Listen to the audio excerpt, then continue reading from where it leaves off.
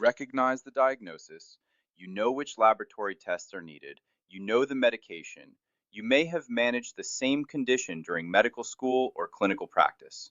But then the CCS case starts. Do you stabilize first or confirm the diagnosis first? Should the patient remain in the office, move to the emergency department, or be admitted? Which orders need to be entered before you advance the clock? How long should you advance it? And when the case suddenly ends, was that a good sign or a bad sign? This is one of the biggest CCS problems for international medical graduates. It is not that you do not know medicine. It is that CCS forces you to translate your medical knowledge into a very specific sequence of actions.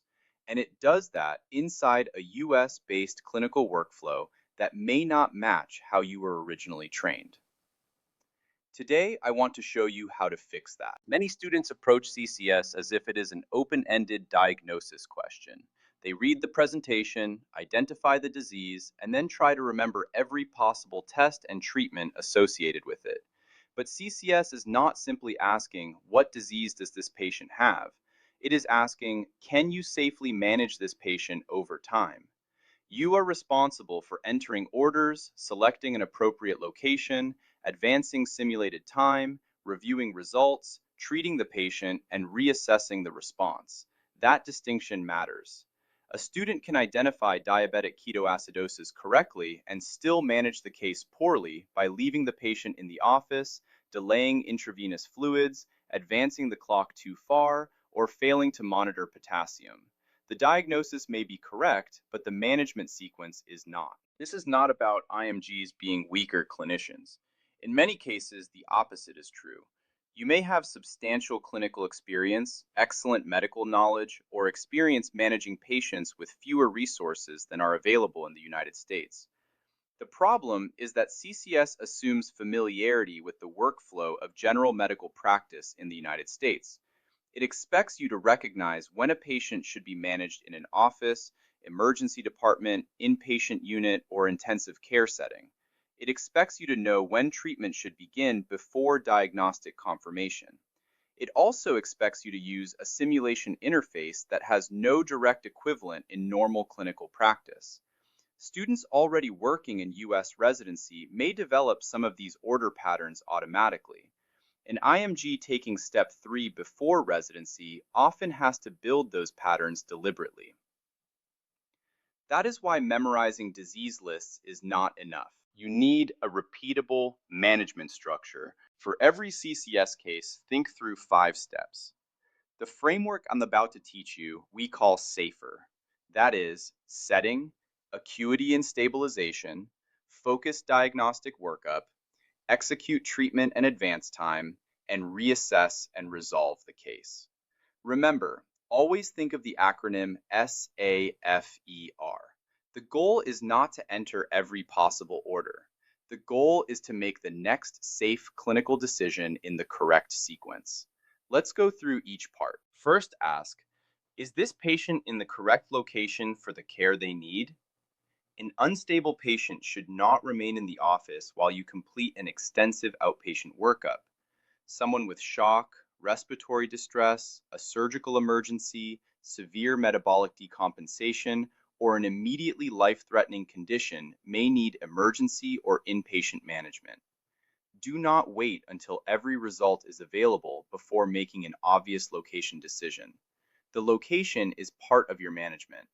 A useful question is, if this patient were directly in front of me, would I be comfortable leaving them where they are? If the answer is no, address the setting early. Next, identify what could harm the patient in the next several minutes. This is where many students lose their sequence. They know the eventual treatment, but begin by ordering 10 diagnostic studies while the patient remains unstable. For an acutely ill patient, consider the immediate priorities that apply to that presentation: vital sign monitoring, intravenous access, oxygen when indicated, cardiac monitoring, glucose measurement, fluids, pain control, or another urgent intervention. This does not mean entering the same giant order bundle for every patient. A healthy person coming to the office for a preventive visit does not need an emergency stabilization panel. Your opening orders should match the patient's acuity. The principle is simple: stabilize immediate threats before chasing diagnostic completeness. Entering an order does not mean you have completed the case. You must advance simulated time for orders to be processed, results to return, and treatment effects to appear. Before advancing the clock, pause and ask, is there anything urgent that must happen before time moves forward? If antibiotics, fluids, anticoagulation, an antidote, glucose, or another time-sensitive treatment is clearly indicated, do not accidentally advance several hours while the treatment remains unordered. When you are waiting for an immediate result, advance to the next available result rather than jumping unnecessarily far into the future. For longer-term outpatient management, advancing several days or weeks may be appropriate. The amount of time should match the clinical problem. Minutes for instability, hours for early response, days or weeks for outpatient follow-up. The clock is not simply a navigation button, it is a clinical decision. After the initial workup and treatment, do not mentally declare victory just because you found the diagnosis. Ask, did the patient improve? Did the vital signs change? Did the treatment work? Do abnormal results require an additional action? Does the patient need admission, discharge, follow-up, counseling, prevention, or monitoring? CCS is testing management over time, so closing the loop matters. For an acute case, you may need to repeat a relevant examination, laboratory value, or monitoring study. For an outpatient case, you may need follow-up at a clinically appropriate interval. Counseling and preventive care should be included when they genuinely fit the patient, not blindly pasted into every case. The case is not complete when you name the disease. It is complete when you have safely moved the patient toward the appropriate outcome. The solution is not to read 100 CCS explanations passively. You need to practice the sequence. After every case, review 5 questions.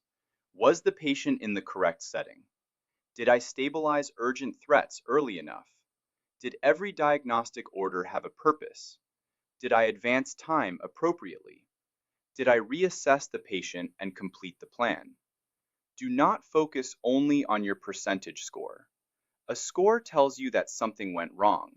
This review tells you what went wrong. You may discover that you repeatedly delay treatment, forget to change location, overorder low-value tests, advance the clock too aggressively, or fail to reassess. That repeated pattern is what you need to repair. The biggest CCS challenge for many IMGs is not learning more diagnoses. It is building a reliable bridge between what you know and what you do next. Remember the SAFER framework: setting, acuity and stabilization, focus diagnostics, execute treatment and advance time, reassess and resolve. When that sequence becomes automatic, CCS stops feeling like a random typing exercise. It starts feeling like what it was designed to be: a structured test of whether you can manage a patient safely, logically, and independently. And that is a skill you can train. At MDSteps, we've got over 200 CCS cases, and you can try them free right now. Visit MDSteps.com.